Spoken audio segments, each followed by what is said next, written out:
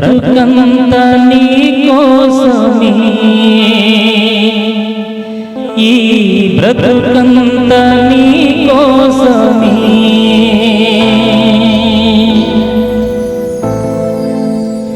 నా జీవితములో తోడెవ్వరు, ఇమ్మానుయేలు నీవు తప్ప. నా జీవితములో తోడెవ్వరు, ఇమ్మానుయేలు నీవు తప్ప. నీవు నాకుండగా ఏదియు నాకు అక్కరలేదు. నీవు నాకుండగా ఏదియు నాకు అక్కరలేదు. నీవే ప్రాణం, నీవే సర్వం, బ్రతుకంత నీ కోసమే, ఈ బ్రతుకంత నీ కోసమే. నీవే ప్రాణం, నీవే సర్వం, బ్రతుకంత నీ కోసమే, ఈ బ్రతుకంత నీ కోసమే. నా జీవితములో తోడెవ్వరు, ఇమ్మానుయేలు నీవు తప్ప.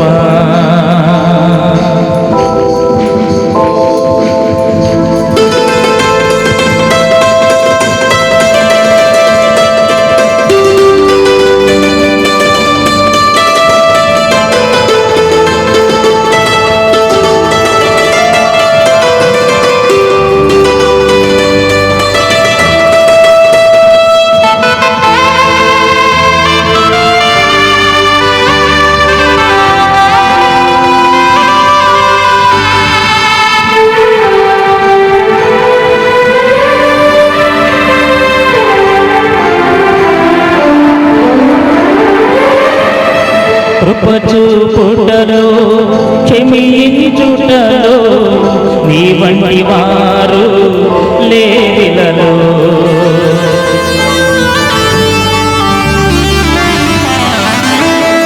కృపచూపుటలో క్షమించుటలో నీ వంటి వారు లేవిలలో. ఆకాశమందైన భూలోకమందైన, ఆకాశమందైన భూలోకమందైన నీ వంటి దేవుడు ఎవరున్నారు? నీ వంటి దేవుడు ఎవరున్నారు? నా జీవితములో తోడెవ్వరు, ఇమ్మానుయేలు నీవు తప్ప. నా జీవితములో తోడెవ్వరు, ఇమ్మానుయేలు నీవు తప్ప.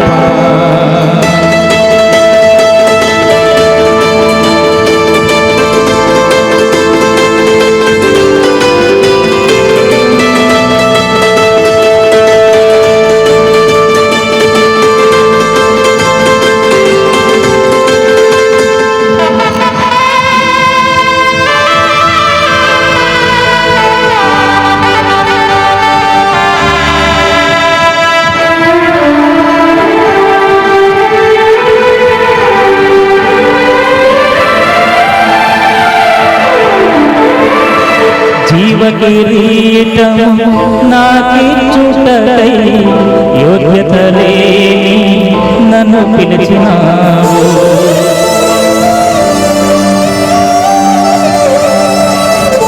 జీవకిరీటము నాకిచ్చుటకై యోగ్యత లేని నన్ను పిలిచినావు.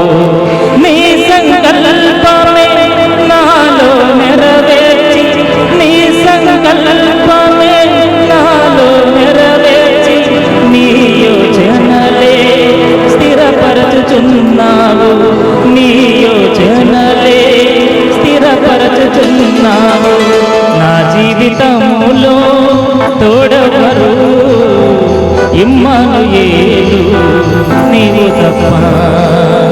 నా జీవితములో తోడెవ్వరు, ఇమ్మానుయేలు నీవు తప్ప.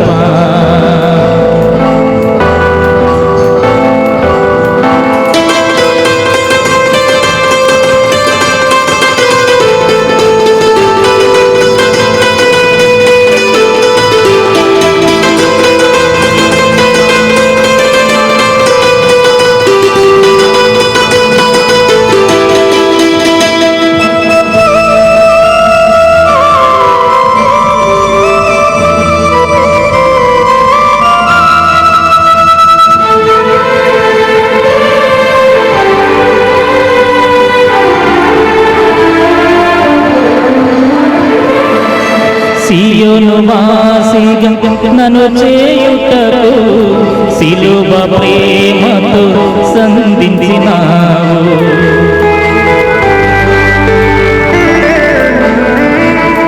సియోను వాసిగా నన్ను చేయుటకు సిలువ ప్రేమతో సంధించినావు. నీ సన్నిధిలో సంపూర్ణునిగా, నీ సన్నిధిలో సంపూర్ణునిగా నన్ను నిలుపుటగా సియోను రాజా, నన్ను నిలుపుటగా సియోను రాజా. నా జీవితములో తోడెవరు, ఇమ్మానుయేలు నీవు తప్ప. నా జీవితములో తోడెవరు, ఇమ్మానుయేలు నీవు తప్ప. నీవు నాకుండగా ఏదియు నాకు అక్కరలేదు. నీవు నాకుండగా ఏదియు నాకు అక్కరలేదు. నీవే ప్రాణం, నీవే సర్వము, బ్రతుకంత నీ కోసమే, ఈ బ్రతుకంత నీ కోసమే. నీవే ప్రాణం, నీవే సర్వము, బ్రతుకంత నీ కోసమే, ఈ బ్రతుకంత నీ కోసమే, బ్రతుకంత నీ కోసమే, ఈ బ్రతుకంత నీ కోసమే. దేవుని స్తోత్రం, హల్లెలూయా. దేవుని స్తోత్రం కానుకలు ప్రార్థన చేసుకున్నాం. పరిశుద్ధమైన తండ్రి వందనాలు. ఇంతవరకు తమ కలిగిన దాని కొంత కానుక సమర్పించారు కూటమి నిమిత్తం. వాళ్ళు కూడా పాలువాసి రావడానికి మీరు సహాయం చేసిన విధానం వందనాలు. మరి దైవసేవకులు మా మధ్య దిహోచనకి వందనాలు ప్రభా. మీ మాట ప్రకటించండి, మీ ఆత్మ తాకిడి నాయన మా మీద కుమ్మరం చేయండి. మరి నా సేవకులకి మీ ఆత్మ కుమ్మరి మీద దయచేసి నడిపించి మహిమ పొందండి ప్రభా. ఏ మాటలు చెప్తే ఆ మాటలు ప్రతివారి హృదయంలో పనిచేస్తే ఆ మాటలు మాకు దయచేసి నడిపిస్తారని, మీరు దీవిస్తున్న కానుకను జ్ఞాపకం చేసిన ఊరితో ఫలింపజేస్తారని క్రీస్తు పేడ వినపూర్వకంగా వేడుకుంటున్నాం తండ్రి, ఆమేన్. కూర్చోండి. దేవుని స్తోత్రం కలగాక. కాస్త ఒప్పు పట్టండి. దేవుని వాక్యానికి వెళ్ళిపోతున్నాం. నిద్రపోవడానికి ప్రయత్నం చేయాలి, ఎందుకంటే 9:30 అయిపోయింది కాబట్టి. మన మధ్యన రాజేంద్ర ప్రసాద్ గారు బైబిల్ ఎక్స్పోజిటర్ ఉన్నారు. మన సంతోషం. ఆయన దేవుని వాక్యం అందించాలని ఆహ్వానిస్తున్నాం.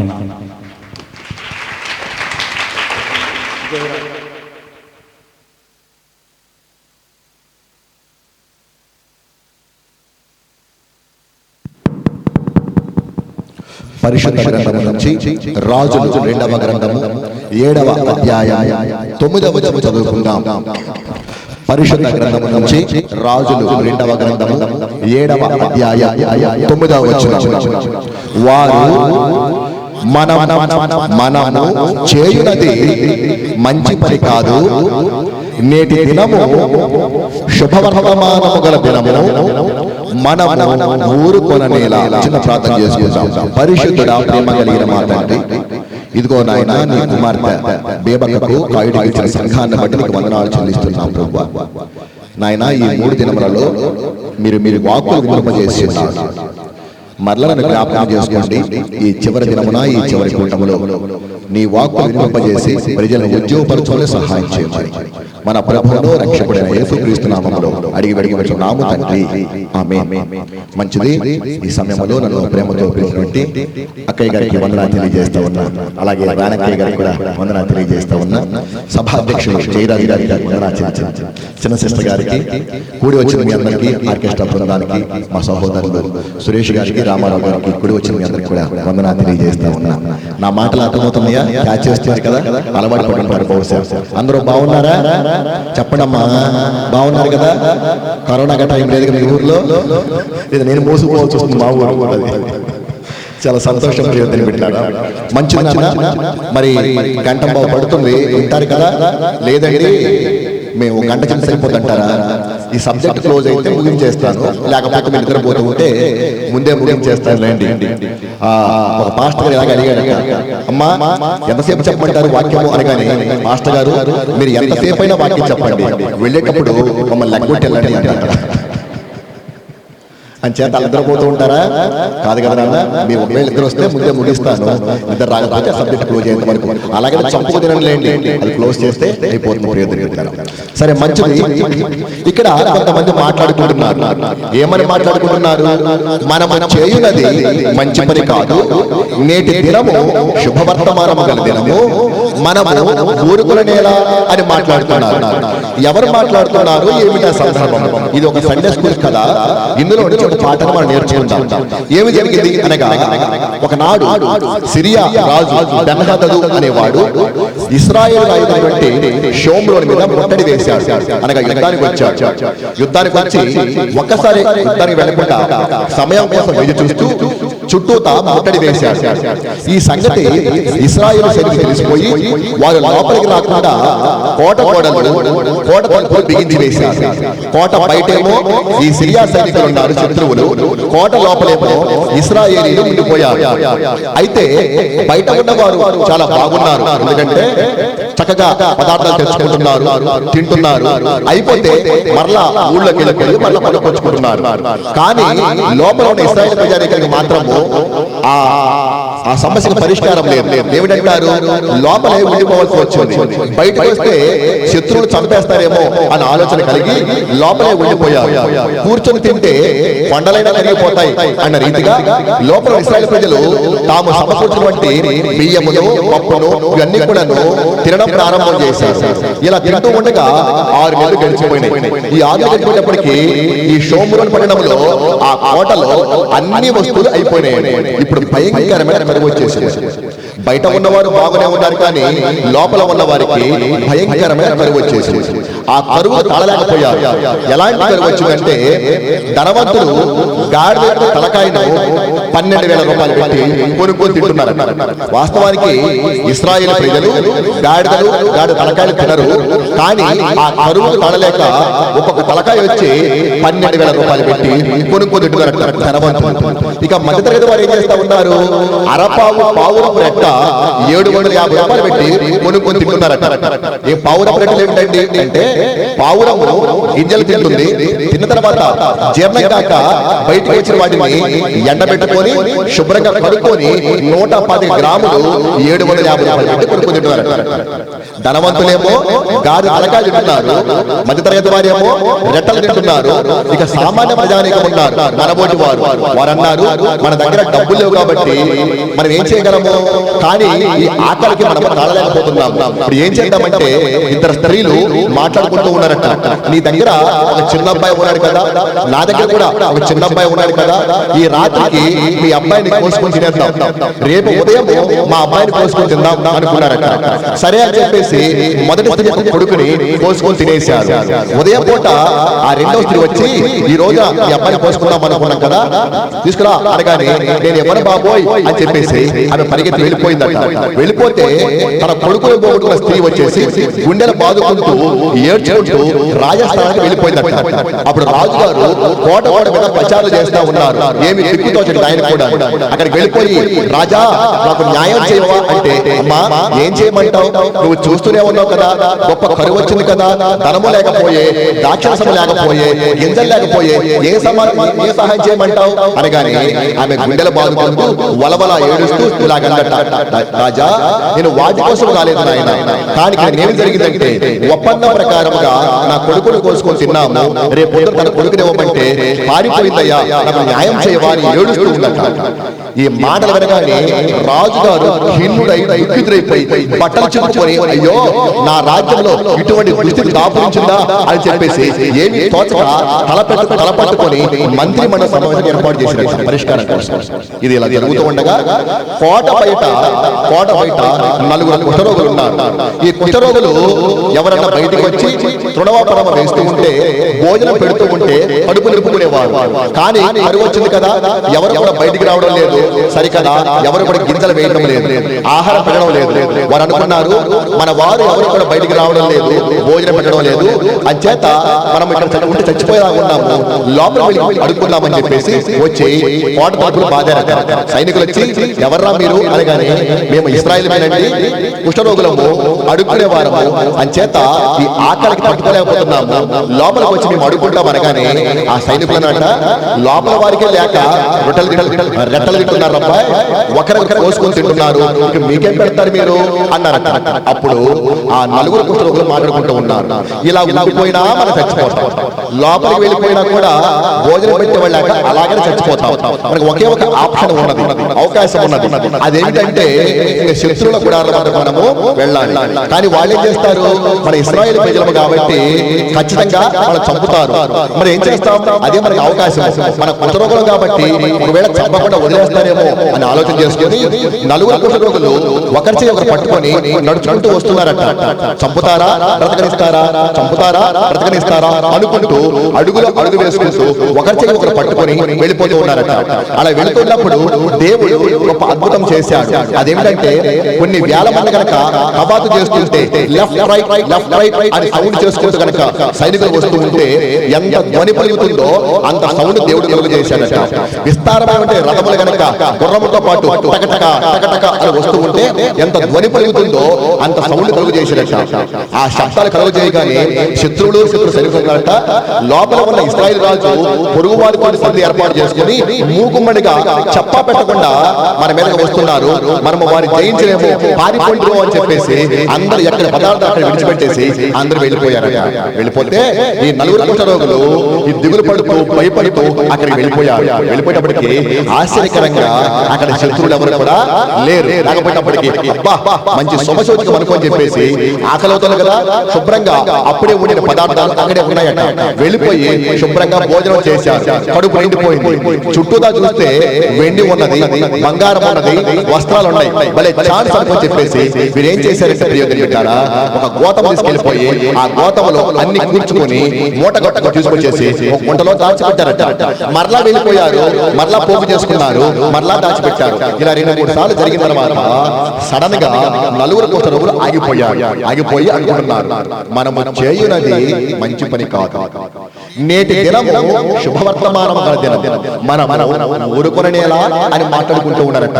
ఏమిటి, మన వాళ్ళు అక్కడ లోపలికి వెళ్ళిపోయి రెట్టలు తింటూ ఉంటే, గాడిదలు తింటూ ఉంటే, ఒకరు చంపుకొని తింటూ ఉంటే, ఈ విధంగా మన సమృద్ధి దొరికితే మనం ఏం చేస్తున్నాము, మనం తిన్నది కాక మన కోసమే పోగేసుకుంటున్నాం. ఇలా చేయడం ఏ మాత్రం కూడా మంచిది కాదు అనుకుంటున్నాడు. రెండవదిగా నేటి దినము శుభవర్తమానం గల దినం. ఎలాగంటారు, 6 నెలల నుంచి కరువుతో ఇబ్బంది పడుతూ ఉంటే దేవుడు యుద్ధము లేకుండానే మన శత్రులు పారదోలి మనకు రక్షణ కలుగు చేశాడు. నేటి దినము శుభవర్తమానం గల దినము. మనం ఊరుకునేలా ఊర్లోకి వెళ్ళిపోయి ఈ సంగతి మన ప్రజలంతా కూడా తెలియజెప్పుదాం అన్న సంగతిని మనము జ్ఞాపకం చేసుకుంటూ ఉన్నాం. దేవునికి స్తోత్రం. ఇది అక్కడ రాయబడిన సందర్భం ప్రియదేవులారా. ఇందులో నుంచి విషయాన్ని జ్ఞాపకం చేస్తాం. ఏమిటి అనగా ఆ 4 కుష్ఠరోగులు విశ్వాసులకు సాదృశ్యంగా ఉన్నారు. ఎలాగంటారు, కుష్ఠరోగి అనగా ప్రత్యేకంగా నివసించేవాడు, క్రైస్తవ దేవుడు అనగా లోకానికి వేరుగా నివసించేవాడు. షోమ్రోను లోకానికి సాదృశ్యంగా ఉన్నది. ఇప్పుడు లోకంలో ఏమున్నది? కరువు ఉన్నది, మరణం ఉన్నది, రోగం ఉన్నది. మన విశ్వాసం వద్ద సమృద్ధి ఉన్నది. అయితే మనకు కలిగిన సమృద్ధిని మనమే దాచిపెట్టుకోకుండా ఇతరులకు పంచాల్సిన అవసరం ఉంది. ప్రియదేవి బిడ్డలారా, ఏమండి, నీవు పొందిన దాన్ని నీవే అనుభవించకుండా లేని వారికి చెప్పవలసిన అవసరం ఉన్నది, వారికి ఇవ్వవలసిన అవసరం కూడా ఉన్నదండి. దేవుడు ఒక మాట చెప్పాడు. ఒకరికట 5 తలాంతులు ఇచ్చినట్టు, ఒకరికేమో 2 తలాంతులు ఇచ్చినట్టు, ఒకరికేమో 1 తలాంతు ఇచ్చినట్టు. 5 వాడు 5 సంపాదించాడు, శభాష్ అన్నాడు. 2వ వాడు 2 సంపాదించాడు, శభాష్ అన్నాడు. 3వ వాడు ఏం చేశాడు? గొయ్యి తీసి గొయ్యిలో దాచిపెట్టాడు, రుమాలు కట్టేసి దాచిపెట్టాడట. వచ్చిన తర్వాత ప్రభు అనగానే ఇదిగోనయ్యా ఇచ్చిన రూపాయి అని చెప్పేసి అన్నాడట. అప్పుడు ప్రభు చెప్పిన మాట ఏమంటే, సోమరమైన చెడ్డదాసుడా కాళ్ళు అని చెప్పి పలికి వీడిని కాళ్ళు చేతులు కట్టి చీకటి గుట్లో వేయమని చెప్పేసి అన్నాడు. అతను ఏం చేశాడండి? అతను ఇచ్చిన రూపాయిని అట్లా తిరిగి చేశాడు కదా. ఏ పాపం చేశాడు అంటే ప్రభు ఏం చెప్పాడు? నీకు తలాంతు ఇస్తున్నాను, దీనితో పని చేసి సంపాదించమని చెబితే మన వాడు పని చేయకుండా ఏం చేశాడంటే దాన్ని దాచిపెట్టి ఇంట్లో శుభ్రంగా తిరిగి పడుకున్నాడు అనమాట. అంచేత దేవుని కోపం వచ్చింది. ఒకవేళ వ్యాపారం చేసి నష్టపోయినప్పుడు కూడా నేను క్షమించేవాడినేమో, లేదా ఒకవేళ షావుకరి వడ్డీకి ఇస్తే ఆ వడ్డీ నేను వసూలు చేసుకునేవాడినేమో. అలా కాకుండా ఇంట్లో పడుకొని శుభ్రంగా టీవీ చూస్తూ సినిమాలు చూస్తూ సెల్ ఫోన్ చూసుకుంటూ గడిపేశావు కాబట్టి నీవు సోమరివి, చెడ్డవాడి కాబట్టి నా దగ్గర పని చేయమని చెప్పేసి అతను చీకటి గుట్లో వేశాడు. అంచేత మనం కలిగిన సమృద్ధిని మనం ఏనాడు కూడా దాచుకోకూడదు. నువ్వు ఎలా జీవించబడ్డావో, ఎలా రక్షించబడ్డావో, ఎవరి వద్ద రక్షించబడ్డావో ఆ సంగతి అనేది ప్రచురం చేయాలి. అలా ప్రచురం చేయకూడదు, దాచిపెట్టుకోవడము ఏమాత్రం కూడా మంచిది కాదు. ఒక మాట ఇలా చెబుతాను, కొంచెం ముందుకెళ్తే నా పాఠం వస్తుందని ఇంకొకగా చెప్తున్నాను. లోకంలో 800 కోట్ల మంది ప్రజలు ఉన్నారట. సంవత్సరానికి ఒకరిని మారిస్తే కేవలం 32 సంవత్సరాల్లో ప్రపంచమంతా మారిపోతుందట. నేను లెక్కల మాస్టర్ కాబట్టి లెక్కలు వేసుకున్నాను. ఎలాగంటారు? ప్రపంచంలో 800 కోట్ల మంది ఉన్నారు, రక్షించబడిన ఎంతమంది ఉన్నారు? కేవలం 200 కోట్ల మంది ఉన్నారు. మరి మిగతా బ్యాలెన్స్ సంగతి ఏమిటండి అంటే, నిజంగానే మనం పనిచేసినట్లయితే అంటే సంవత్సరానికి ఒకరిని రక్షిస్తే కేవలం 32 సంవత్సరాల్లో ప్రపంచమంతా మారిపోతుంది. ఎలాగండి అంటారేమో, సపోజ్ ఉదాహరణకు 2021లో నేను ఒక్కడిని విశ్వాసం అనుకుందాం. నేను కష్టపడి పనిచేసి ఏం చేశానంటే జయరాజు గారిని రక్షించుకున్నాను. ఎంతమంది అయ్యాము? 2021లో 2 అయిపోయాం. 2022లో జయరాజు గారు బేబక్క రక్షించారు, నేను రాణక్క రక్షించాను. మొత్తం అయ్యాము 4 అయిపోయాం. 2023లో వారొకరిని నేనొకరిని ఎంతమంది అయ్యాము? 8 మంది. 1 2 4 8 16 32 తర్వాత 128 256 లెక్కేసుకుంటూ పోతే కేవలం 32 సంవత్సరాల్లో ప్రపంచమంతా మారిపోతుంది. ఎన్ని సంవత్సరాలు నాన్న? కేవలం 32 సంవత్సరాలు. కానీ సువార్త ప్రభువారు చనిపోయి తిరిగి వెళ్ళిపోయిన 2000 సంవత్సరాలు గడుస్తున్నా కూడా ఇంకా 200 కోట్ల మంది ఎందుకున్నారు అంటే నీవు నేను సరిగ్గా పనిచేయడం అనమాట. సోమరులను పడుకుని తింటున్నావు అనమాట. రేపు ప్రభు వస్తే సోమరమైన చెడ్డదాసులా అంటాడేమో జ్ఞాపకం చేసుకున్నాను. ఎందుకంటే మనము చేయునది ఏమాత్రం కూడా మంచి పని కాదు. చక్కగా వస్తున్నాము వెళ్ళిపోతున్నాము తప్పితే ఒక నూతన ఆత్మను రక్షిద్దాము అన్న ఆలోచన ఎవరికి కూడా లేదండి. కనీసం ఈ మనిషి నా ద్వారా రక్షణ తీసుకొచ్చారండి, మందిరకు వచ్చారండి, అమ్మగారి మాట రక్షింపబడ్డాడండి అని సాక్షి స్థితిలో నీవు ఉన్నావు జ్ఞాపకం చేసుకోవచ్చు. ప్రతిదానికి మనము అన్ని చెబుతాం కానీ ఈ ఆత్మ విషయంలో మాత్రము వెనకబడిపోతా ఉన్నాం. నేను అంటానండి, సంవత్సరానికి కేవలం ఒక్కరిని మాత్రమే. ఎంతమంది నాన్న? కేవలం ఒకరు మాత్రమే. 365 రోజుల్లో 12 నెలల్లో ఎన్ని ఆత్మలన్నా ఒకే ఒక ఆత్మ రక్షిస్తే 32 సంవత్సరాలు మొత్తం మారిపోతాడు. ఇప్పుడు సపోజ్ మనం 400 మంది ఉన్నాం కూడా, సపోజ్ వచ్చే ఏటి ఎంతమంది అవుతారు? 800 మంది అయిపోతారు. ఒక 5 సంవత్సరాల్లో రాజమండ్రి మొత్తం మారిపోతారు. ఇంకో 10 ఏళ్ళలో రాజమండ్రి మొత్తం మారిపోతారు. రక్షిస్తే అది మనకు చేత కావడం లేదు, ఎందుకంటే మనం పని చేయడం లేదు కాబట్టి మనం చిన్న మందగానే ఉండిపోతున్నాము రావట్లా. అది ప్రభు చెప్తున్న మాట ఏమిటంటే ఇది ఏమాత్రం కూడా మంచి పని కాదు అంటున్నాడు. అది ఒక విషయం అయితే, రెండోది భౌతిక సంబంధంగా చెప్తున్నాడు. ఒకరోజు ప్రభు వారట తీర్పు, ఆ రోజున తీర్పు వచ్చేసి మేకలు కాదు గొర్రెలు విడదీసినట్ట.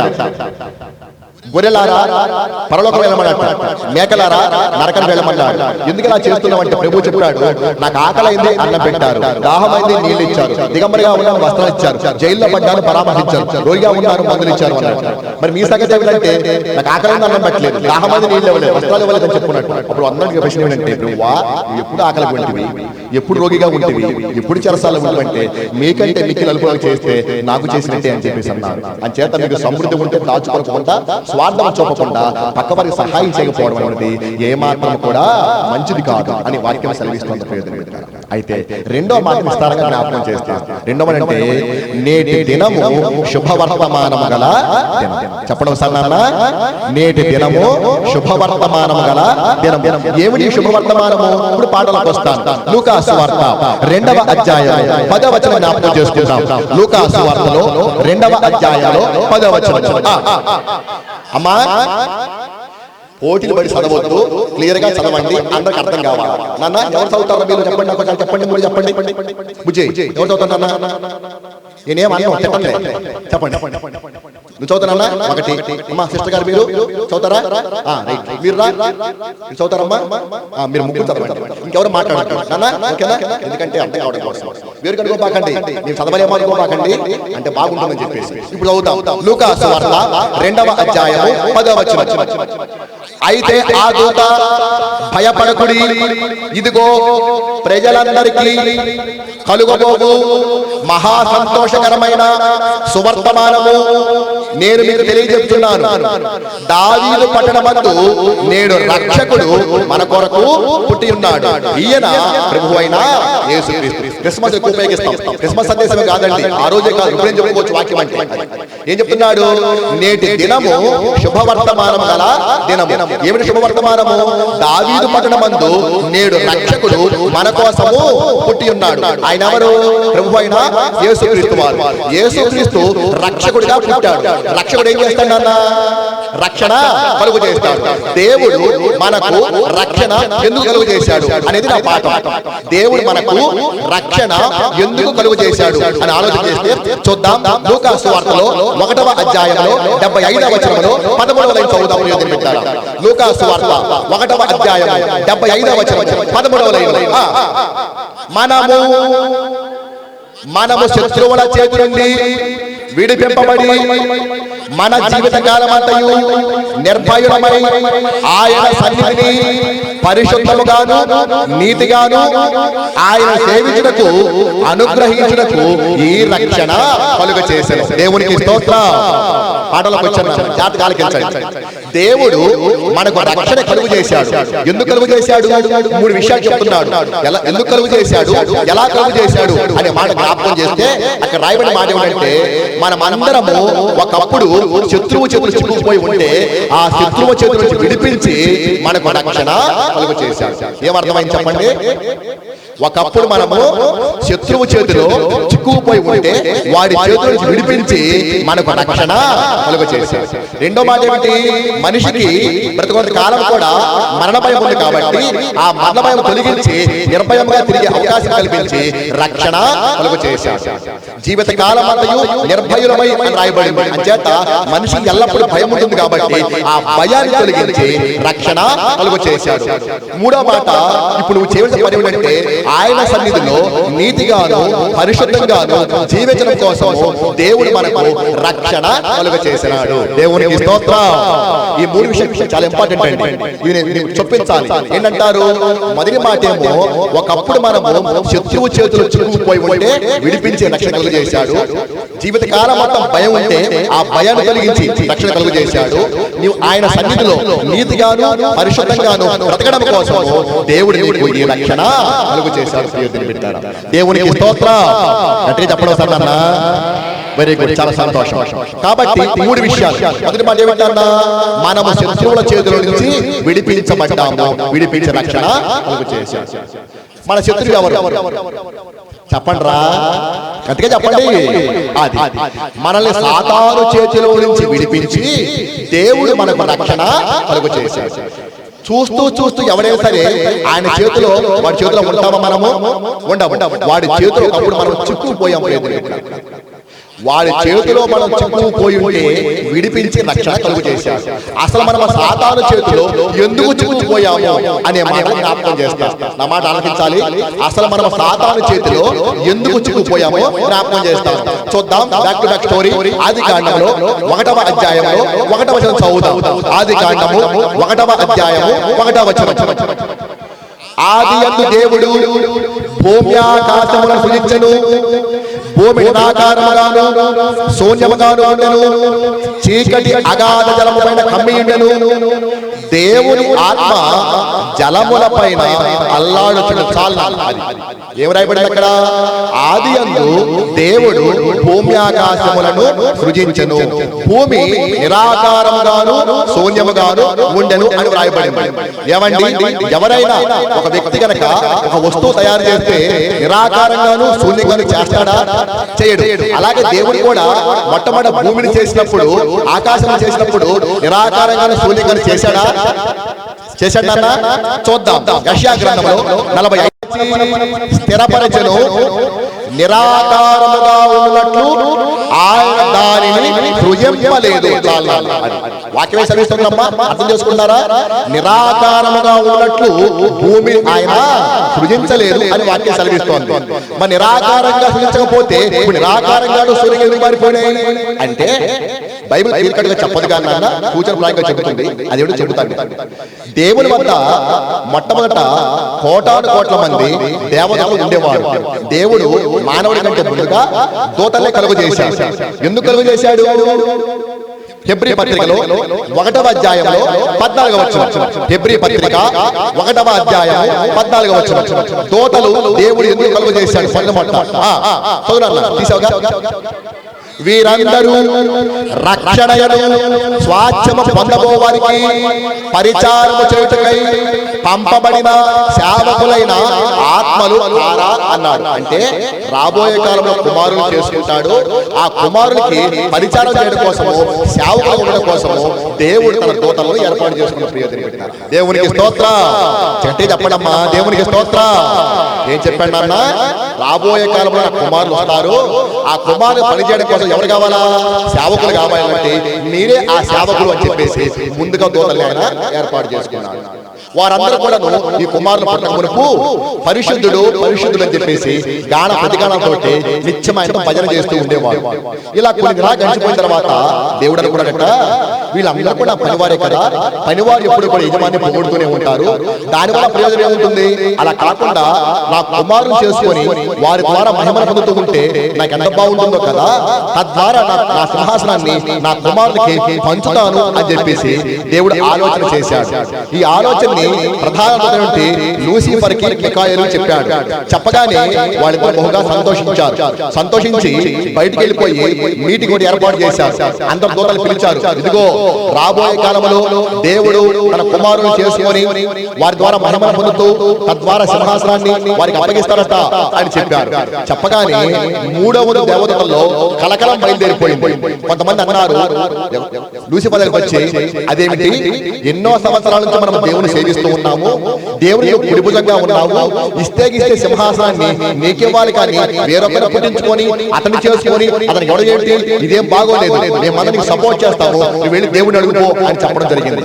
అప్పుడు గర్వించిన వాడే నిజమే కదా, నేను కూడా దేవుని సమానం చేసుకున్నాను కదా, కుడిభుజంగా ఉన్నాను అని ఆలోచన చేసి వెళ్ళిపోయి తన దూత వెంట వెళ్ళిపోయి, దేవా నీ ఆలోచన ఏమాత్రం కూడా మంచిది కాదు, నువ్వు సింహాన్ని ఇవ్వదలుచుకుంటే నాకు ఇచ్చేయి అని చెప్పి అన్నాడు. ఎప్పుడైతే ఆ మాట అన్నాడో అవిధేత దొరికాడు, దేవుడు కోపించేసి నా సన్నిధికి వెళ్ళిపో అని గదమాయించాడు. వెంటనే దేవుని మీద వాడు యుద్ధం ప్రకటించాడు. ఇప్పుడు దేవుని పక్షానేమో మిఖాయేలు దూత వచ్చాడు, వారి పక్షానేమో వారి సేనలు వచ్చినాయి. వీళ్ళిద్దరు కలిసి ఏం చేశారు? భయంకరమైన యుద్ధం చేశారు. ప్రయోజనం పెట్టారా? ఆ యుద్ధంలో ఏం జరిగిందంటే దేవుడు మొట్టమొదటి భూమిని చేసినప్పుడు ఎక్కడ పునాది వేశాడన్నా? కీర్తన గ్రంథంలో 24వ అధ్యాయంలో 1-2 వచనాలు. కీర్తన గ్రంథము 24వ అధ్యాయము 1-2 వచనాలు. అమ్మా కాదు నాన్న, 24 భూమియు దాని సంపూర్ణతయు లోకమును దాని నివాసులను యెహోవావే, ఆయన సముద్రముల మీద దానికి పునాది వేశాడు. అది దేవుడు మొట్టమొదటి భూమిని చేసినప్పుడు ఎక్కడ వేసాడు పునాది? సముద్రం మీద పునాది వేసాడు. కదులుతోందా? తిరుగుతోందా? తిరగటం లేదు.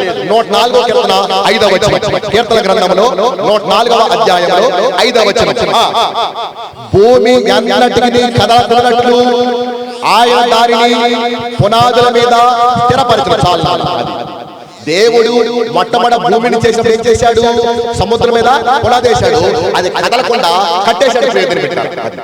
ఎప్పుడైతే ఆ పునాదుల మీద ఉన్నదో, సముద్రం మీద ఉన్నదో, కదలకుండా ఉన్నదో, ఈ భీకరమైన మహాయుద్ధంలో లూసిఫర్ శాలకు మిఖాయేలు శాల పైకిలో భూమి మొత్తం మొక్క చక్కలయ్యి పగిలిపోయి ఆ సముద్రం కలిసిపోయి ప్రయత్నం పెట్టాడు.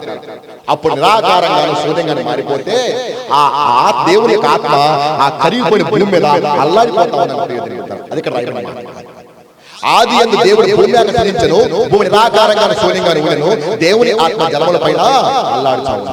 అల్లా కొన్ని కోట్ల సంవత్సరాలు గడిచిపోయిన తర్వాత దేవుడు మరలా ఆలోచన చేశాడు. ఇలా నిరాకారంగా శూన్యంగా ఉండి ఏం బాగుంటుందని ఆలోచన చేసి రీక్రియేషన్ ప్రారంభం చేశాడు. ఆ రీక్రియేషన్ లో మొదటి రోజున పగలు రాత్రి చేశాడు, రెండవ రోజున ఆకాశాన్ని చేశాడు, మూడవ రోజున మనం నివసిస్తున్న భూమిని చేశాడు. ఇప్పుడు భూమి ఎక్కడుంది? సముద్రాల మీద లేదు, కదలకుండా లేదు. ఏం చేశాడు? యోబు గ్రంథంలో 26వ అధ్యాయంలో 7వ వచనం. యోబు గ్రంథము 26వ అధ్యాయము 7వ వచనం. శూన్య మండలము పైన ఉత్తర దిక్కునున్న ఆకాశ విశాలమును ఆయన పరిచను, శూన్యము పైన భూమిని వేలాడదీసిన చాలు. ఏం చేశాడు? ఇప్పుడు మరలా భూమిని చేసి ఆ సముద్రం కట్టేయకుండా ఏం చేయంటే అలా ఇసిరి కొట్టగానే శూన్యం ఏం చేస్తా ఉంది? ఏ ఆధారం లేకుండా ఇలా ఎరగరా తిరుగుతూ ఉంది. ఇప్పుడు రాత్రి కూడా ఏర్పడుతుంది. ఇది అర్థం కాక ఆనాడు గిరిలో చంపేశారు.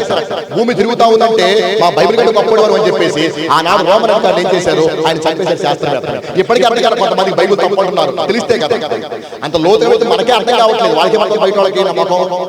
అంచేత మొదటి రోజేమో పగలు రాత్రి, రెండో రోజేమో ఆకాశం, మూడో రోజేమో భూమి, నాలుగో రోజునేమో సూర్య చంద్రాదులు. అయితే బైబిల్ ఏ రాయబడింది? అక్కడ అస్తమయంలో ఉదయం కలుగగా ఒక దినమాయన ఉంటుంది. ఏమండి, నాలుగో రోజున సూర్య చంద్రాదులు అయితే ఒక దినం ఎలాగైందండి అని ప్రశ్న వేస్తా ఉన్నారు. సూర్య చంద్రాలు ఎవరి కోసము?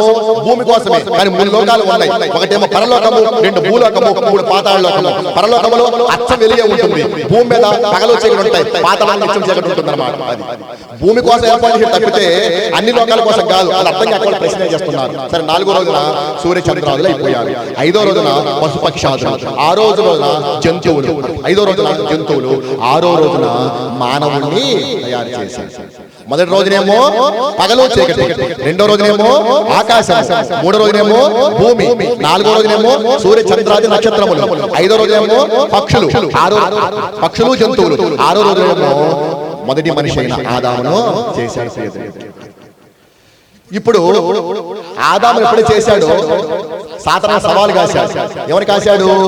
నేను నీ మీద తిరుగుబాటు చేశానని చెప్పేసి నన్ను బయటికి గెంటేశావు కదా, ఇప్పుడు నీ కుమారుడు చేసుకున్నావు కాబట్టి నీ కుమారుని కూడా నీ మీద తిరుగుబాటు చేసే విధంగా నిన్ను ప్రేరేపిస్తాను అని సవాలు కాసి బయటకు వచ్చాడు.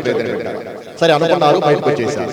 ఇప్పుడు దేవుడు యెహోవా నరుని తీసుకొని ఆదామును చేసి ఏదైనా తోటలో ఉంచాడు. ఏదైనా తోటలో ఉంచి అన్నాడు, ఆదాము, తోటలో కొన్ని రకాల చెట్లు ఉన్నాయి నాయన, ఆ తోట చెట్ల ఫలములు అన్నిటిని గాని ఒక చెట్టు ఫలం మాత్రము తినబాకమని చెప్పాడు. అందరూ ఆలకించండి అన్న. బుజ్జి, ఒక చిన్న ప్రశ్న అడుగుతాను, చెప్పురా. ఏదైనా తోటలో దేవుడు యెహోవా ఎన్ని రకాల చెట్లు వేశాడు?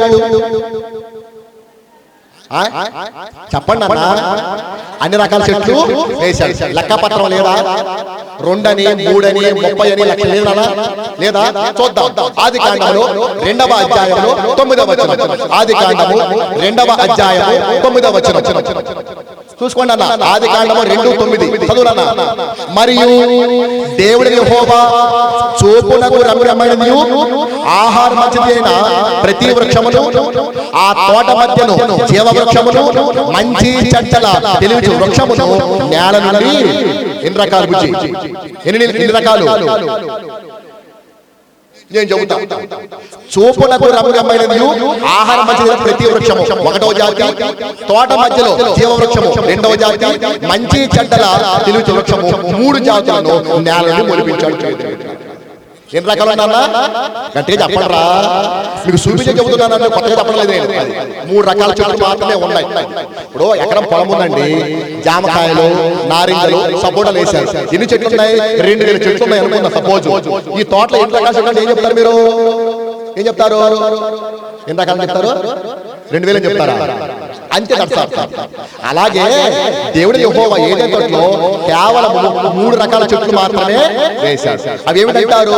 మొదటి రకం చెట్టు చూపునకు రమ్యమైనది, ఆహార మధ్య ప్రతి వృక్షం. అంటే ఏమిటన్నా? దొండకాయలు, బెండకాయలు, కనకాంబరాలు, మల్లెపూలు, వంకాయలు, టెంకాయలు, ఇవన్నీ కూడా ఒక బ్యాచ్ అన్నమాట. అది తింటానికి బాగుంటాయి, చూడటానికి బాగుంటాయి. అది మొదటి రకం చెట్టు. రెండో రకం చెట్టు ఏమిటి? జీవవృక్షం. అది దేవుంది, అది తింటే ఎన్నడూ కూడా చనిపోడు. 3 రకం చెట్టు ఫలం ఉంది. ఏమిటది? మంచి చెడ్డల తెలివినిచ్చు వృక్షం. అది తింటే చచ్చిపోతాం. రెండో రకం చెట్టు తింటేనేమో అసలు చచ్చిపోరు, 3 రకం చెట్టు తింటేనేమో చచ్చిపోతారు. మొదటి రకం చెట్టు మాత్రము అలా విడిపోయింది అనమాట. అది సావం తోటి. ఇలా 3 రకాల చెట్లు వేశాడు. ఆదాము పిలిచన్నాడు, ఆదాము తోటలో 3 రకాల చెట్లు నాన్న, ఈ 3 రకాల చెట్లు నేనే వేసాను కానీ ముగ్గురికి ఇస్తాను నేను. ఎలాగంటే మొదటి రకం చెట్టు ఫలము నీదే, తిను ఏమన్నా చేసుకో. రెండో రకం చెట్టు ఫలము నాది, కావాలంటే నా చెట్టు ఫలం కూడా తిను. కానీ 3 రకం చెట్టు ఫలం మాత్రం నిషేధం. ఎందుకంటే అపవాదికి ఛాన్స్ ఇస్తాను నేను. అంచేత వాడి చెట్టు ఫలాలు జోలి మాత్రము పోబాకు. ఒకవేళ గనక నా మాట మీరు గనక తిన్నావో ఆ ఫలములు తిను దినమని నిశ్చయముగా నీవు చచ్చదవు అన్నాడు దేవుడు. ఓకే డాడీ అన్నాడు ఆదాము. ఏమన్నాడు రా? ఓకే డాడీ అలాగే అన్నా చెప్పేసి అన్నాడు. సరే ఉంచాడు. ఇలా కొంతకాలం గడిచిపోయిన తర్వాత నరుడు ఒంటరిగా ఉంటా మంచిది కాదు, సాటిన సహాయం కావాలని చెప్పేసి అవ్వమ్మను చేశాడు దేవుడు. ఈ అవ్వమ్మ దగ్గరికి సాతాను సర్పణ వచ్చేసి, అవ్వమ్మ ఇది నిజమా? ఈ తోట చెట్ల ఫలముల్లో దేన్ని తినకూడదని దేవుడు నీకు చెప్పనా అని మొదలెట్టేసింది. ఒక చిన్న ప్రశ్న. ఈ సాతాను గాడు పండు తినమని మొట్టమొదట అవ్వమ్మ దగ్గరకు వచ్చాడా, ఆదాము దగ్గరకు వచ్చాడా? అవ్వమ్మ దగ్గరికే ఏదో ఒకటి చెప్పండి రా. 2 ఆప్షన్లు కాబట్టి ఏ బి పెట్టేస్తావా? ఏ లేదా బి పవి కాబట్టావా? ఎవరి దగ్గరకు వచ్చాడు నాన్న? అవ్వమ్మ దగ్గరికి వచ్చాడు. చూద్దాం. తిమోతి మొదటి పత్రిక 2వ అధ్యాయం 13వ వచనం. తిమోతి మొదటి పత్రికలో 2వ అధ్యాయంలో 13వ వచనం. మొదట ఆదామును తర్వాత హవ్వయును నిర్మింపబడిన కారా? మరియు ఆదాము మోసపరచబడలేదు గాని. నాన్న ఏం రాయబడిందిరా? బుజ్జి ఇటున్నానా? ఏం రాయబడింది? మరియు ఆదాము మోసపరచబడలేదు అని రాయబడింది. అంటే ప్రయత్నం జరిగిందని జరగలేదనా? అది అంటే మొట్టమొదటి పండు తినమని సాతాను ఎవరి దగ్గరకు వచ్చాడు? ఆదాము దగ్గరకు వచ్చాడు. ఇలా కనుక్కుంటున్నా ధ్యానంలో. తోటలో ఆదాము ఉన్నాడు. ఎందుకున్నాడు? తోటలో ఆదాము ఎందుకున్నాడు రా? దేవుడు ఇస్తూ ఉన్నాడా? ఏ పని పాట లేదేటి? తిని తిరగమన్నాడా? ఆదామునేమన్నా? ఆది కాండములో 2వ అధ్యాయంలో 15వ వచనం. ఆది కాండము 2వ అధ్యాయము 15వ వచనం. మరియు దేవుడు యెహోవా నరుని తీసుకొని ఏదైనా తోట సేద్యపరచుటకును దాని కాచుటకును దానిలో ఉంచాడు. 2 పనుల కోసం ఉంచాడు. దేనికోసం అన్న? సేద్యపరచడం కోసము, రెండోదేమో కాపలా కాయడం కోసం. సేద్యపరచడం అంటే రాళ్ళు ఆడటం, నీళ్లు పెట్టడం, పాదులు తవ్వటం, ఈ కథ అంతా కూడా. రెండోదేవుడు దాన్ని కాపలా కాయడం కోసము. ఏమండి తోటలు ఎంతమంది ఉన్నారు? రావలిస్తున్నారు. ఎంతమంది తోటలు ఎంతమంది ఉన్నారమ్మా? ఊరికి అడుగుతున్నారు, ఏమనుకోబాకండి. ఎంతమంది తోటలు ఎంతమంది ఉన్నారా? ఒక్కడే. ఫస్ట్ ఎంతమంది ఉన్నారా? ఒక్కడే ఉంటే కాపలా ఎందుకు? కాదు నాన్న, అసలు రాజుగోలు మొత్తం ఒకదాని అనుకోండి కాపలా ఉంటుందా? అవసరమా కాపలా? ఊరికి అడుగుతాను రా. మీరు వస్తావా ఏం చేశారు? తలుపులు బిగించుకొని తాళములు వేసి వచ్చారు. ఎందుకని? లోకములు దొంగ కాబట్టి ఎవరిని నమ్మడానికి వీల్లేదు కాబట్టి బిగించుకొని వచ్చారు. అది మీరు ఒక్కరే ఉంటే తలుపులు ఉంటాయా? గొళ్ళాలు ఉంటాయా? వాడి తాళాలు ఉంటాయా? ఏమైనా ఉంటాయా? ఏమి కూడా ఉండదు. ఎందుకని? దొంగిలించడం ఎవడు కూడా. అట్లయితే తోటలో ఆదాము ఒక్కడే ఉంటే ఎందుకు కాపలా? ఎందుకంటే అంత ముందు సాతాను గారు వెళ్ళబడడం ముందు ఆ తోటలో ఉండేవాడు వాడు. యెహెజ్కేలు గ్రంథంలో 28వ అధ్యాయంలో 13వ వచనం. యెహెజ్కేలు గ్రంథము 28:13. ఏ వాక్కు బుజ్జి? 28:13. దేవుని తోటయగు ఏదెనులో నీ ఉంటివి చాలు. వెళ్ళగొట్టబడక మునుపు ఏదైనా తోటలో సాతానుగాడు ఉండేవాడు సాదృశ్యంగా. ఎప్పుడే తిరుగుబాటు చేశాడో ఆయన గెంటేసేసి మరలా రాకుండా కాపలా పెట్టేశాడు. ఇప్పుడు కాపలా గాయడం కోసం ఆదామును ఉంచాడు. ఇప్పుడు వీడు వచ్చాడు ఒక రోజున, ఏనన్నా వచ్చి ఆదాము గారు అన్నాడు. ఎవడరా నువ్వు అన్నాడు. నేను పక్క తోటలో ఉంటానులే అన్నాడు. ఎందుకు వచ్చావు నువ్వు ఒక్కడివే, నేను కూడా ఒక్కడే కాబట్టి ఇక్కడ పిచ్చాపడి మాట్లాడుకుంటాము, కంపెనీ కోసం వచ్చాను అని చెప్పేసి అన్నాడు. సరే చెప్పబ్బాయి అన్నాడు. మాట్లాడుకుంటున్నాడు. మాటలు అన్నాడు, ఆదాము ఈ తోటలో అన్ని చిన్న ఫలాలు తింటున్నావా అన్నాడు. తింటున్నానయ్యా. అన్ని తింటున్నావా? తింటున్నానయ్యా. అన్ని తింటున్నావా? తింటున్నానయ్యా. ఇదిగో ఆ మంచి చెడ్డల తెలివి వృక్షఫలాన్ని తింటున్నావా అన్నాడు. అది నేను తింటలే, మా నాన్న తినొద్దన్నాడు, తిండిని చచ్చిపోతానట అని చెప్పేసి అప్పుడు ఈడన్నాడు, ఎవడో సాతాను, ఆదాము నువ్వు చావనే చావవు, పైగా నీ కన్నులు తెరవబడతాయి, మీరు మంచి చెడు ఎరిగిన వారే దేవతల వలె ఉంటారు, నా మాట విని తిన్నాయనా అని అడిగాడు. ఏమన్నాడు? మీరు చావనే చావరన్నారు, నీ కన్నులు తెరవబడతాయి, మీరు మంచి చెడు ఎరిగిన వారే దేవతలాగా ఉంటారు, నా మాట విని తిరువా అని చెప్పేసి అప్పుడు ఆదామన్నాడు, నిజమో అబద్ధమో, మోసమో కాదు, మంచో చెడో నాకు తెలియదు, మా నాన్న తినొద్దన్నాడు, నేను తిన్ను, నువ్వు నోరు ముసురు బయటికి పోమన్నాడు. ఇటు ఈశ్వరోమంటే వెళ్ళిపోయాడు. మళ్ళా రెండో రోజు వచ్చాడు. ఆదామో అన్నాడు. ఏమిట్రా మళ్ళీ వచ్చామన్నాడు. నేను చెప్పిన పని ఏం చేశావు అన్నాడు. ఏం చెప్పావురా? ఆ పండు తినమని చెప్పాను కదా అన్నాడు. నేను తిన్నని చెప్పాను కదా అన్నాడు ఆదాము. మళ్ళా వెళ్ళిపోయాడు. అలా మూడు వచ్చేసాడు. ఇలా రోజు ప్రయత్నం చేస్తున్నాడు, కానీ ఆదాము మాత్రము మోసపరచబడిన ప్రయత్నం. రోజు సాతాను రావడము, పండు తినమని చెప్పడము, ఆదాము తిరస్కరించడము, ఈ తతంగమంతా ఎవరు చూస్తున్నారు? దేవాది దేవుడైనా యెహోవా చూస్తున్నాడు. యెహోవా దేవుడు అనుకున్నాడు. రోజు వీడు వస్తున్నాడు, పండు తినమని బలవంత పెడుతూ ఉన్నాడు. ఇలా చెప్పగా ఏదో ఒక రోజున వారి మాటలు విని ఆ పండు తిని అపరాధంలో పడే అవకాశం ఉందని చెప్పేసి నరుడు ఒంటరిగా ఉంటాం మంచిది కాదు అని చెప్పి అపమానం చేశాడు దేవుడు. ఇదే పెళ్లి ప్రసంగం కాదు. ఎందుకు చేశాడు? ఒకవేళ కనుక ఆదాము వెళ్ళిపోయి వీడు ఇన్నిసార్లు చెప్పేటి నిజమంటవా చూద్దామా అని చెప్పేసి ఒకవేళ వెళ్ళిపోయి ఆ పండుగ మొత్తం ఏమంటుంది? ఒక్కొచ్చి బౌబవన్నా బయటకు అంటాడు, గాడి చోట పెట్టినా లెక్క పెట్టాడు, ఇంకేదో వచ్చి లెక్క పెట్టాడు. కల్లాంటి మనిషి వచ్చేసి ఏమయ్యో నీకు అసలు బుద్ధి జ్ఞానం ఉందా? నాన్నగారు ఏం చెప్పారు? తిరబాక చెప్పారు, తిట్టబెట్టు అని చెప్పేసి రెక్క పట్టుకు తీసుకొని చెప్పి సపోర్ట్ కోసం అవమానం చేశాడు దేవుడు పేరు. సపోర్ట్ కోసం అవమానం చేస్తే లోకానికి రిపోర్ట్ కూర్చొని ఆడలు మాత్రం కలిసి ఆనాడు వరకు కూడా వీళ్ళ పేరు కొలువు ఊరికి సరదాగా అంటున్నానండి. దేవునికి స్తోత్రం. ఒక ఆవిడ డౌట్ వచ్చిందట, తన భర్తను అడుగుతున్నట్ట, ఏమండి నేను గొప్ప కరోనా గొప్ప అడుగుతున్నట్ట. ఆ ప్రశ్న చూసారా? నేను గొప్ప కరోనా గొప్ప అంటున్నట్ట. భర్తను తట్టుకోలేక ఇద్దరు గొప్పే బాబు అన్నట్ట. అది ఎలాగండి అంటే, ఇంట్లో ఉంటే నువ్వు చంపుకుని తింటున్నావు, బయటికి వెళ్తే కరోనా చంపుకుని తింటున్నట్ట. ఇంట్లో ఉంటే నువ్వు చంపు తింటున్నావు, బయటకు వెళ్తే కరోనా పక్కన ఎవడం లేదు అన్నాడట. అలాగా అయిపోయారు. ఆది నుంచి అవమానం చేశాడు. అవమానం చేయగానే సపోర్ట్ అనుకున్నాడు ఆదాము, కానీ ఏమైపోయింది మీరు చూశారు. అయితే ఎప్పుడైతే అవమానం చేశాడు దేవుడు, బహుగా సంతోషించిన వాడు ఎవరంటే ఆదాము కాదు. ఆదాము కంటే కూడా సాతాను గాడు బాగా సంతోషించాడు. కారణం ఏమిటి? ఇప్పటిదాకా నేను ఆదాముతో ప్రయత్నం చేసి కలిసిపోయాను, ఇప్పుడు కొత్త క్యారెక్టర్ కోటలు దిగిందని చెప్పేసి ఎగురుకుంటూ వెళ్ళిపోయి సర్పరూపాలు వెళ్ళిందట. ఎలాగెళ్ళిందన్నా చెప్పండి రా. సర్పరూపాన ఎందుకు? సర్పరూపం ఎందుకు? ఎందుకంటే ఆదాము ఎందుకున్నాడు? తోట ఎందుకున్నాడు రా? Very good. కాపలా కాసి ఎక్కడ ఉంటాడు? తోటలో ఉంటాడా? తోట గేట్ దగ్గర ఉంటాడా? గేట్ దగ్గర ఉంటాడు. గేట్ దగ్గర వచ్చేసి ఒకవేళ వెళ్తా ఉంటే ఎక్కడికి వెళ్తున్నా అంటాడు. మీ ఆవిడ దగ్గర వెళ్ళాలనుకోండి, నన్ను పాడు చేయడం చూసింది కాక మళ్ళీ మా ఆవిడ పాడు చెప్తారా ఎదవా అని చెప్పి బయటకు వచ్చాడని చెప్పేసి అటు దిగి వచ్చి సాఫ్ వేసుకొని అని చెప్పి వెళ్ళిపోయాడు.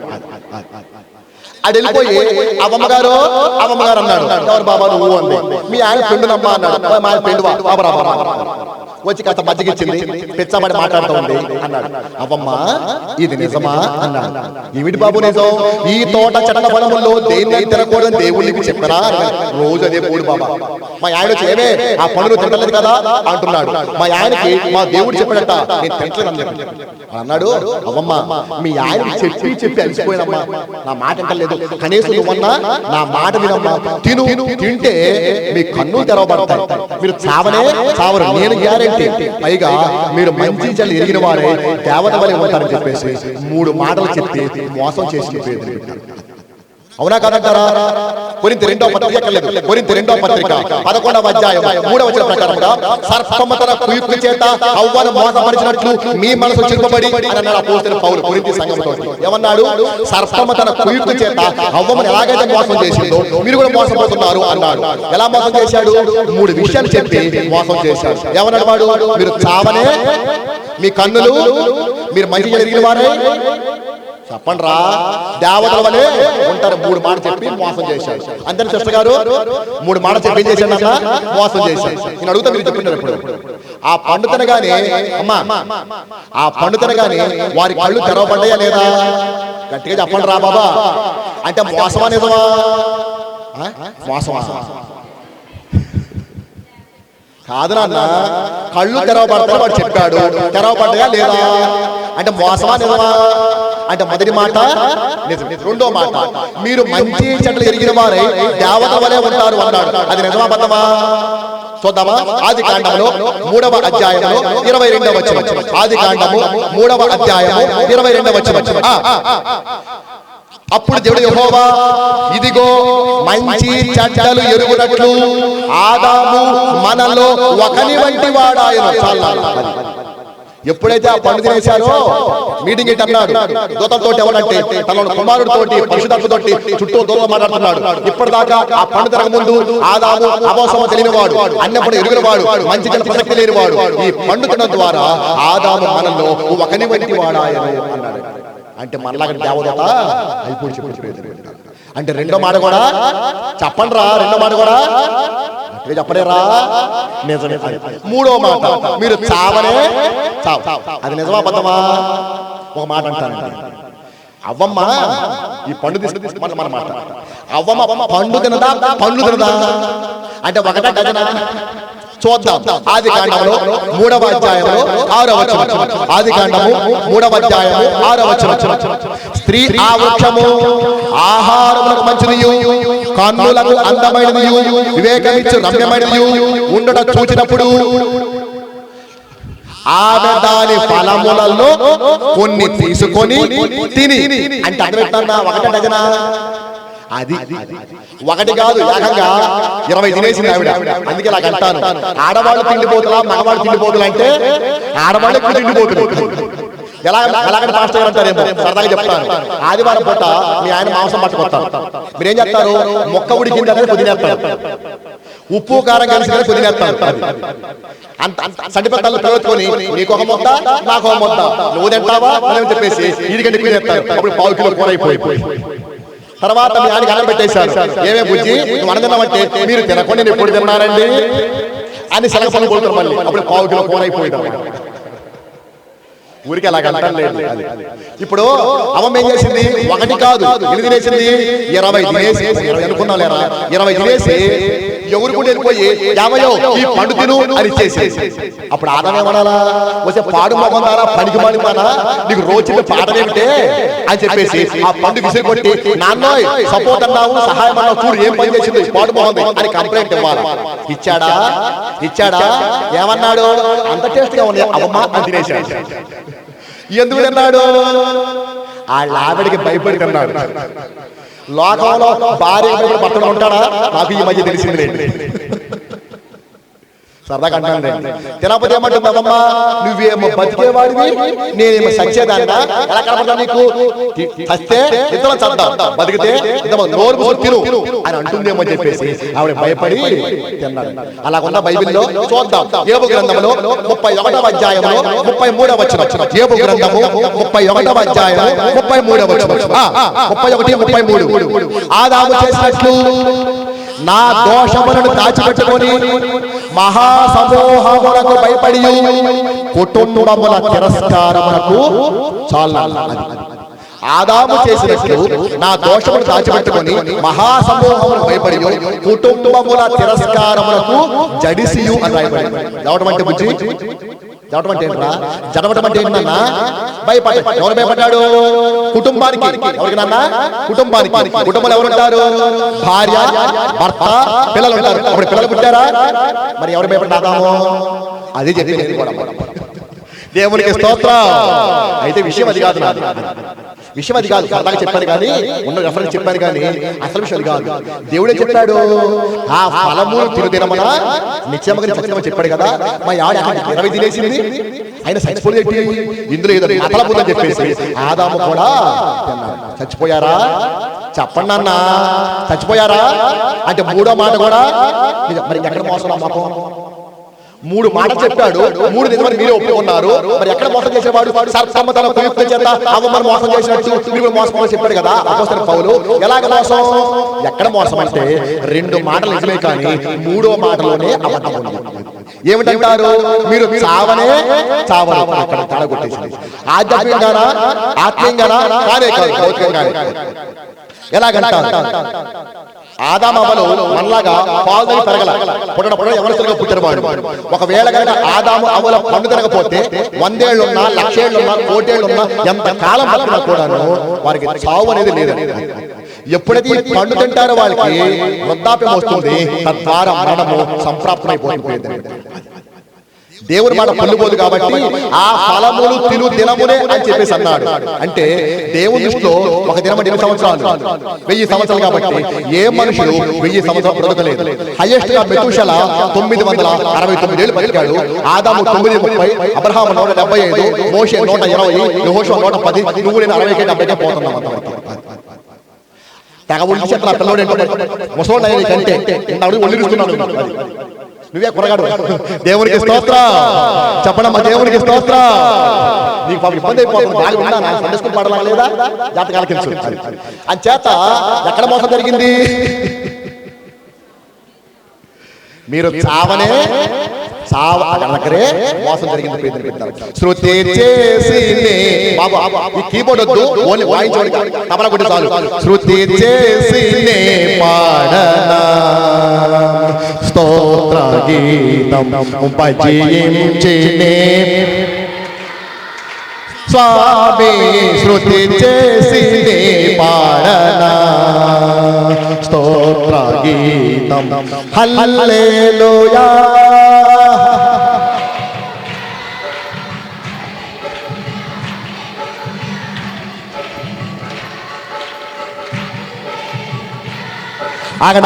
తమ్ముడు ఈ పాట అందరికీ వచ్చా? చెప్పండి రా. అందరికి కొత్త పాట పాడలేదు. నేను కొత్త పాటలు అయితే రాకపోవచ్చు, అందరికి రాదు కాబట్టి కొత్త పాటలు నేర్చుకుంటారు. అన్ని పాత పాట అందరు కలిసి పాడే కదా. అందరు కలిసి పాడాలి, అందరు కలిసి చప్పట్లు కొట్టాలి ఉద్యమంగా. కొంతమంది పాడతారు సౌండ్ అని బిల్డప్ ఇస్తారు. ఏదో సర్వం కోల్పోయేలాగా యాక్టింగ్ క్రైస్తవులు అయిపోయారు. యాక్టింగ్ క్రైస్తవులు అయిపోయారు అందరు కలిసి. ఎలాగైపోతా యాక్టింగ్ క్రైస్తవులు అయిపోయినట్టు అందరు కలిసి. భార్య భర్తలు పక్కన పెళ్లి చేసుకుంటారు. మీ జిల్లాలో నన్న ఏంటన్నా ఆగండ్ర బాబులు మీరు మీకు స్పెషల్ క్లాస్ తీసుకోవాలి. ఇలా కుదరదన్నమాట. ఈ కొరగాల మా ఊళ్ళో కండి ఎక్కడ చూసినా అదే. రోడ్ చేతులనేమో సెల్లు, తలకేమో జల్లు, రోడ్డు మీద ఏమో సొల్లు కబుర్లు అన్నమాట. ఇది కథ వ్యవహారం. అది ఏదో పంపాడుకున్నట్టు అక్కడ వస్తా ఉంటారు, ఎప్పుడో వింటారు మధ్యలో. పాస్టర్ జోకులు ఎక్కడ విందామనుకుంటారు అంతే. వాళ్ళ పాట అర్థం నాకు మొహం అర్థం కాదు. మీరు కూడా కొంతమంది నిద్రవుతా ఉంటారు. కొంతమంది ఈ రోజుల్లో ఎంత ఉందండి, ఆ రోజు మట్టి మెద్దలు ఉండేయట. అయితే ఒక వాక్యం చదువుతా ఉంటే ఇలా నిద్రపోతా ఉంటే పురుగు తొలుస్తా ఉంటే మట్టి నోట్లో పడుతున్నట్ట, మట్టి నోట్లో పడుతున్నట్ట. వాక్యం అయిపోయింది, వెళ్ళిపోయారు. ఇంటికి వెళ్ళి అక్కడ అడిగట, ఏమే పాస్ ఏ వాక్యం చెప్పంటే అంతా మట్టే. అది జాతకాలకి అందరు కలిసి చప్పట్లు కొడతాం, అందరు కలిసి మీ జిల్లాలోనే ఒకటి విన్నారండి, విన్నాను మీకు తెలుసు, మరలా చెప్తాను. భార్య పక్కన పెళ్లి చేసుకున్నారట. పెళ్లి చేసుకుంటే ఎదురింట్లో ఒక ముసలివాడు ఉన్నట్ట. అస్తమానం వచ్చేసి కాస్త టీ పెట్టవా, కాస్త కాఫీ ఇవ్వా, కొంచెం పేపర్ డిస్టర్బ్ చేస్తా ఉన్నట్టు. డిస్టర్బ్ చేస్తా ఉంటే అమ్మా భార్య కోపం వచ్చింది. ఇదేమిటి, మనం కొత్తగా పెళ్లి చేసుకున్నాం, మన సంతోషంగా ఉన్న సమయంలో ఇతను వచ్చి మనం ఇష్టము చేస్తున్నాడు, వీడి పేడ ఎలాగైనా వదిలించుకున్నాడు. ఏం చేద్దామని భార్య, ఏమి లేదే ముసలోడు మన ఇంటికి రాగానే రెక్కపుచ్చుకుని పరపర లోపలికి లాక్కెళ్ళిపోతాను. మన ఇంట్లో బల్ల ఉంది కదా, ఆ బల్ల మీద పదాపద 4 బాదులు బాగుతాను. నిన్ను కొట్టినట్టుగానే బ్యాన్ చెప్పి ఏడుగే మనం కొట్టుకున్నామని చెప్పి వెళ్ళిపోతున్నారట. డన్ అనుకున్నారు. ముసలోడు రానే వచ్చాడు. ప్లాన్ ప్రకారం చేసిన భర్త భార్య కప్పుకొని లోపలికి లాక్కెళ్ళిపోయి ఆ బల్ల మీద బాదులు కొట్టినట్టుగానే బ్యాన్ చెప్పి ఏడ్చింది. ముసలోడు తొంగి చూసి లోపలికి కొట్టుకున్నారు. బాబా ఇప్పుడు ఏదో కూడా కొడతారేమని చెప్పేసి బయటికి వెళ్ళిపోయాడు. బయటికి వెళ్ళిపోగానే భార్య బయటకు వచ్చాడు. చూసావా, నేను కొట్టినట్టు కొట్టాను కానీ కొట్టలేదు కదా అన్నట్టు భర్త. నేను మాత్రం పెట్టి ఏడ్చినట్టు కానీ అడవలేదు కదా అన్నట్ట. ఆ తలుపు ముసలు వచ్చేసి నేను వెళ్ళినట్టు వెళ్ళాను కానీ వెళ్ళలేదు కదా అన్నట్ట. అలాగే యాక్టింగ్ చేయబాక కలిసి పాడతాం. పేరు పెట్టారా శృతి చేసి పాడనా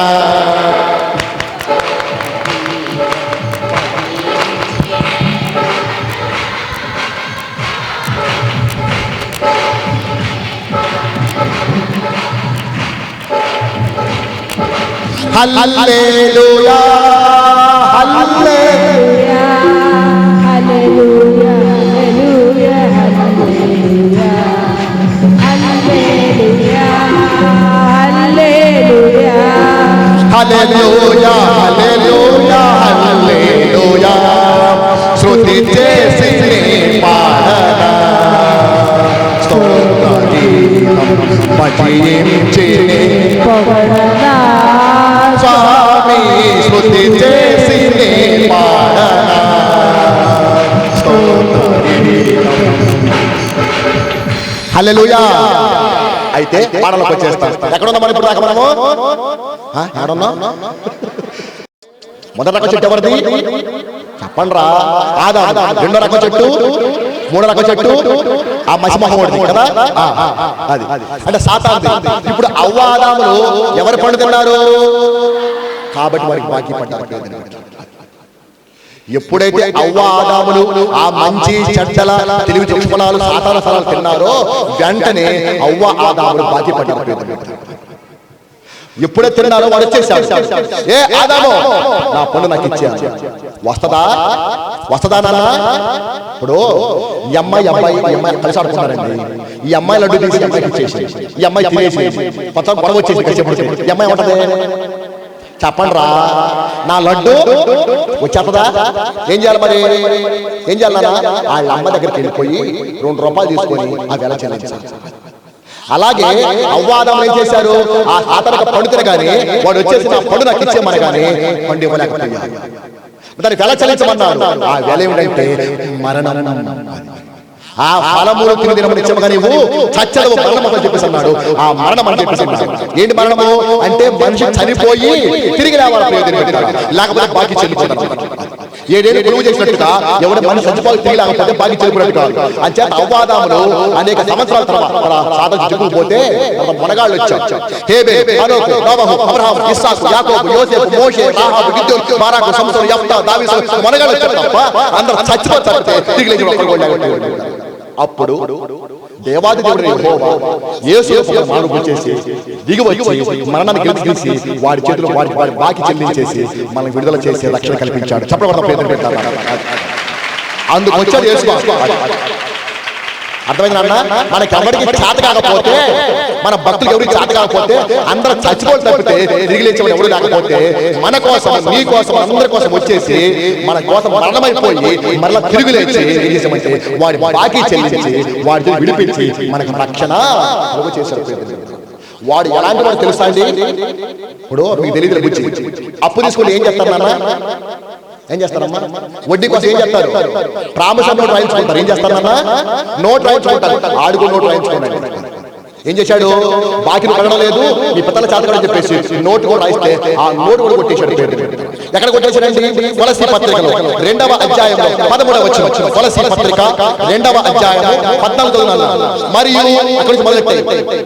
మరియు అపరాధముల వల్లను శరీరమందు సున్నతి పొందక ఇండుట వల్లను మీరు మృతులై ఉండగా దేవుడు వ్రాతరూపకమైన ఆజ్ఞల వలన తన మీద మన మీద రుణముగాను మనకు విరోధముగాను పత్రమును మేకులతో సిలువ కొట్టి దాని మీద తుడిచివేసి మనకు అడ్డములను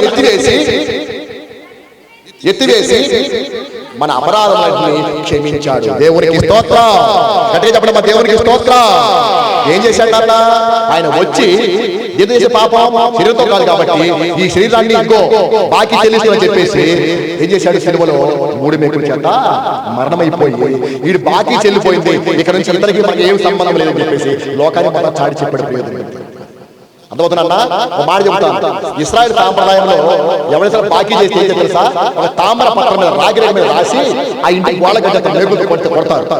ఎప్పుడైతే బాకీ చెల్లిస్తారో దానిపైన ఇంటి మార్కు పెట్టేసి అది మొత్తం రద్దయిపోతే లోకం తెలిసినట్టుగా అందరికి చూపిస్తారు. అలా చెప్పకపోతే ఏమవుతుందంటే ఇది బాకీ కాదు కాబట్టి బానిస అయిపోవాలి, చట్టం ఉంది కాబట్టి ఆ చట్ట ప్రకారంగా అందరు తెలుసులాగా ఇంటూ మార్కు పెట్టేసి చేవరకుడు చేసేసి ఇక బాకీ చెల్లిపోతే చెబుతాడు. అదే దేవుడు చేశాడు సిలువ. ఒక మాట చెప్తారండి, సిలువ మరణము యూదులది కాదు, యూదులది కాదు, రోమీయులది కాదు. ఎవరిది? సురోఫెనికియా అనే దేశం సిలువ చేస్తున్నారు మరణాన్ని. యూదుల చట్ట ప్రకారం కానీ రోమీయుల చట్ట ప్రకారం కానీ సిలువ మరణం లేనే లేదు. కానీ యేసుబాబు కోసం ఏం చేశాడు? ఆ మరణాన్ని పట్టుకొచ్చేసి అవమానపరిచేసి వీధుల మధ్య తిరిగేసి భూమికి ఆకాశం మధ్యన ఆయన సిలువ చంపేశాడు. కారణం ఏంటంటే ఆ పత్రము అలాగే మేకులు కొట్టాలి కాబట్టి ఈయన కూడా మేకులు కొట్టించుకుంటూ పెట్టారా? దేవునికి స్తోత్రం. చెప్పండి, మా దేవునికి స్తోత్రం. అంటే ఇప్పుడు మన మీద బాకీ అయిపోయింది, రద్దయిపోయింది. పెట్టారు ఒక మాట చెప్తారంట, మీకు అర్థం కావడం కోసం. మీకు తెలుసు, అర్థమైంది, అలా చెప్తారు. మా అబ్బాయికి, రెండో అబ్బాయికి 4 ఏళ్ళు ఉన్నాయండి. ఈడు ఒక రోజున ఆడుకుని వెళ్ళిపోయి పక్కింటి టీవీ పగలగొట్టేశాడు. పగలగొట్టేస్తే ఎవరా నువ్వు టీవీ పగలగొట్టేసా వస్తుందని చెప్పేసి పట్టబోతా ఉన్నావు. ఈడు బ్యాగ్ పెడుతా ఉన్నావు. అప్పుడే నేను వినుకోవడం నుంచి వస్తున్నా, మీటింగ్ నుంచి వస్తున్నా. నన్ను చూసి డాడీ అని కూడా వెళ్ళిపోయాడు. ఏంట్రా అన్నారు. అంకుల్ కొట్టబోతున్నా అన్నాడు. వెళ్ళిపోయి ఏంటో అబ్బాయి కొడతా ఉన్నాను. ఏ అబ్బాయి?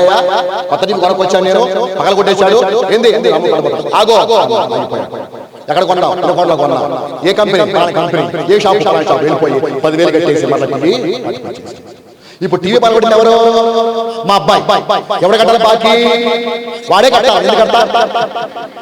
వాడికి చేత కాదు కాబట్టి వాడి పక్షాన తండ్రిగా వాడి బాకీని చెల్లించారు. మనకు బాకీ చెల్లి చేత కాకపోతే మన పక్షాన మన తండ్రి మరణమైపోయి మన బాకీ చెల్లించారు. ఎన్నిసార్లు చెప్పిన గొప్పదే. ఆ బాకీ ఎత్తి వేసి ఇక నీకు ఏం భయం లేదు అబ్బాయి, వాటిని విడిపించబడ్డావు. వాడు ఓడిపోయాడు, వాడు ఓడించేశాడు. అంతే కదండి, వాడు ఓడించేశాడు సిలువలో మొత్తాన్ని. అదే మొత్తం పైకి లేపేసి మొత్తం ఓడగొట్టేసి ఇక్కడ నుంచి ఓడిపోయినాడు. మనం గెలిచిన వాళ్ళు చెప్పి చాటి చెప్పన్నాడు. వాళ్ళ కొత్త బాకీ చేయబాకరా అని చెప్పాడు. మనం బాకీ నుంచి విడుదల చేశాను నేను, మరలా కొత్త బాకీ చేయబాక. గలతీ పత్రిక 5వ అధ్యాయం మొదటి వచనం. గలతీ పత్రికలో 5వ అధ్యాయంలో మొదటి వచనం. క్రీస్తు మళ్ళీ చదువుతున్నా, ఈ స్వాతంత్రము మనకు అనుగ్రహించి క్రీస్తు మనను పొందలుగా చేస్తున్నాడు. కాబట్టి మీరు స్థిరముగా నిలిచి మరలా దాస్యముల కాడి కింద అది అబ్బాయి మీ కాడి విడుదల చేశాను నేను, మీ పాప బాధ్యతలు విడుదల చేశాను నేను, విడుదల చేశాను. మరలా దానికి అని చెప్పండి. ఎలాగ చెప్తాను, చిన్న ఇలిస్ట్రేషన్ ఏంటంటే, నాకు కాలేజీ చదివేటప్పుడు 1,00,000 రూపాయలు బాకీ ఉందనుకుందాం. 1,00,000 రూపాయలు బాకీ చేస్తే కట్టలేకపోయి ఇంటికి వెళ్ళిపోయి